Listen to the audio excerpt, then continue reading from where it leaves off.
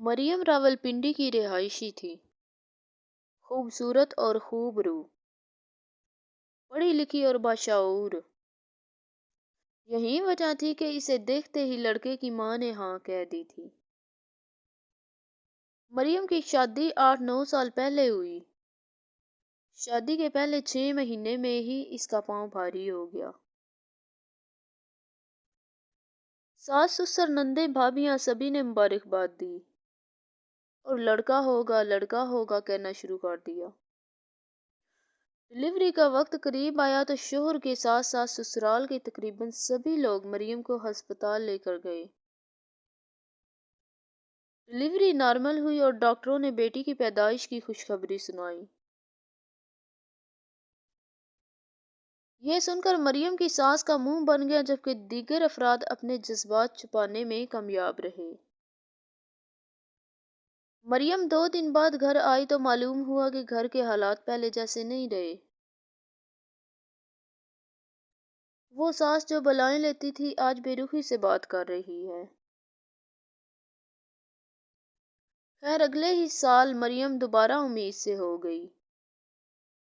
اس بار بھی سسرال والے سبھی لوگ لڑکے کی امید لے کر مریم کی خدمت کرتے رہے۔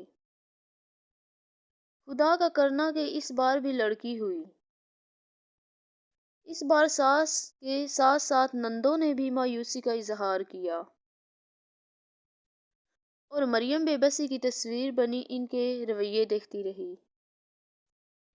مریم نے شکر کیا کہ ڈلیوری نارمل ہوئی، ورنہ سسرال والے آپریشن پر اٹھنے والے اخراجات بھی باتیں سنا کر نکلوا لیتے۔ 2 سال مزید گزرے۔ مریم تیسری بار پھر ماں بننے والی تھی، لیکن اس کی حیرت کی انتہا نہ رہی جب مریم کے سسرال والوں نے مریم کو یہ کہتے ہوئے میکے بھیج دیا کہ اگر بیٹیاں ہی پیدا کرنی ہیں تو ڈلیوری کے اخراجات بھی تمہارے ماں باپ اور بھائی اٹھائیں۔ مریم کے ہاں تیسری مرتبہ بھی بیٹی ہوئی تھی۔ بچی کی پیدائش پر مریم کے سسرال سے کوئی دیکھنے تک نہیں آیا۔ 1.5 ماہ کی بچی اٹھائے مریم گھر واپس آئی تو اس کے لیے زمین بہت گرم ہو چکی تھی۔ ساس اٹھتے بیٹھتے پرانی باتیں نکال کر تانے دیتی۔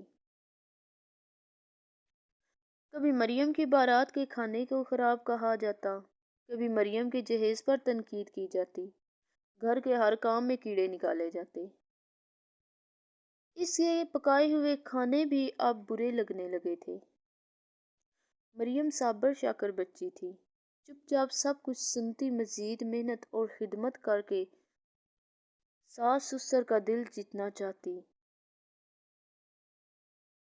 سارے گھر کا کھانا پکانا، کھانا پیش کرنا، برتن اٹھانا، برتن دھونا، کپڑے دھونا، صفائیاں کرنا، غرض یہ کہ گھر کا کام اکیلی مریم کے سر تھا۔ عید آئی تو سارے گھر کا سامان نکال کر مریم نے خود ہی سارا گھر پینٹ کیا، سیڑھی پر چڑھ کر پنکھے صاف کیے۔ اپنا گھر ہے صاف ہوگا، گھر والے بھی سب خوش ہوں گے، یہی سوچ کر مریم دن رات کام میں جٹی رہی۔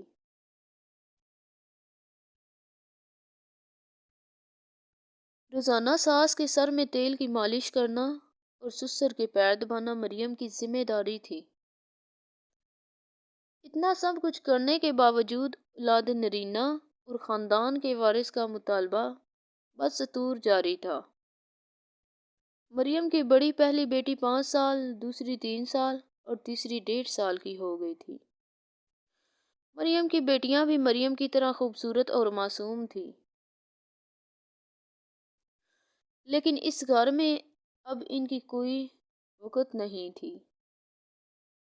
مریم چوتھی بار امید سے ہو گئی۔ اس بار ہر نسخہ، ہر وظیفہ آزمایا گیا، طرح طرح کے تعویذ لا کر باندھے گئے۔ مریم خود بھی بہت ڈری ہوئی تھی۔ کس نے کہا صبح فجر کے بعد فلاں سورہ پڑھو تو اولاد نرینہ ہو، کسی نے کہا فلاں آیت لکھ کر ناف پر باندھو، الغرض اسلامیوں غیر اسلامی ٹونا ٹوٹکا استعمال کیا گیا۔ جوں جوں ڈلیوری کے دن قریب آتے گئے، ڈر مریم کے دل میں بیٹھ گیا۔ وہ ہر وقت یہی دعا کرتی کہ اس کے ہاں لڑکا ہو جائے۔ وہ ہر وقت یہی سوچتی کہ لڑکی ہو گئی تو کیا ہوگا۔ حسب سابق ڈلیوری کے لیے مریم کو اس کے ماں باپ کے گھر بھیج دیا گیا۔ اس کے ماں اسے لے کر ایک پرائیویٹ اسپتال پہنچی۔ لیبر روم جاتے ہوئے بھی مریم بہت ڈری ہوئی تھی۔ ڈلیوری کے بعد لیڈی ڈاکٹر نے ایک ننھا سا وجود مریم کے سینے پر رکھتے ہوئے کہا، مبارک ہو، بیٹی ہوئی ہے۔ یہ الفاظ مریم برداشت نہیں کر سکی۔ اس کا دل رک گیا۔ ہارٹ اٹیک اتنا شدید تھا کہ وہ 40 سیکنڈ میں ہی مر چکی تھی۔ وہ 40 سیکنڈ مریم پر یوں گزرے جیسے 40 سال ہوں۔ ان 40 سیکنڈ میں مریم سوچتی رہی کہ بیٹی پیدا کرنے میں کیا گناہ ہے، بیٹی پیدا ہونے میں کیا گناہ ہے، میری 3 بچیوں نے کیا گناہ کیا، اور یہ جو ابھی 40 سیکنڈ پہلے ایک بیٹی میری چھاتیوں پر رکھی گئی، اس کا کیا گناہ ہے۔ ان 40 سیکنڈ میں مریم نے آنے والے 40 سالوں کے لیے سوچا۔